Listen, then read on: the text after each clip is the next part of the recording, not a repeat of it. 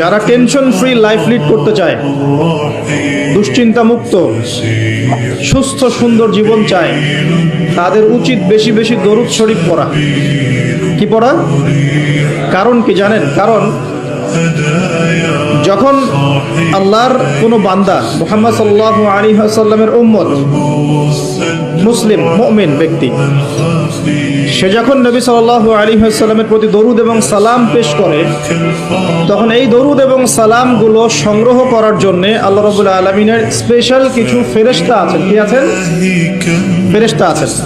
এই মালায়েকা বা সম্মানিত ফেরেশতাগণ সেই দরুদগুলোকে সংগ্রহ করে, সালামগুলোকে সংগ্রহ করে নবী সাল্লাল্লাহু আলাইহি ওয়াসাল্লামের রওজা বা কবরে পৌঁছে দেন এবং নবী সাল্লাল্লাহু আলাইহি ওয়াসাল্লাম এর উত্তর দিয়ে থাকেন। তো সালামের অর্থ কি? আসসালামু আলাইকুম অর্থ কি? আপনার উপর বা আপনাদের উপরে শান্তি বর্ষিত হোক। যখন আপনি বলছেন ওয়া আলাইকুমুস সালাম, এর অর্থ কি? আপনার উপরেও শান্তি বর্ষিত হোক। তো নবী সাল্লাল্লাহু আলাইহি ওয়াসাল্লাম যখন কোনো ব্যক্তির সালামের জবাবে সালামের উত্তর দিবেন, তখন সেই ব্যক্তির জীবনে শান্তি আসবে না? তার দোয়া পাওয়া গেল না?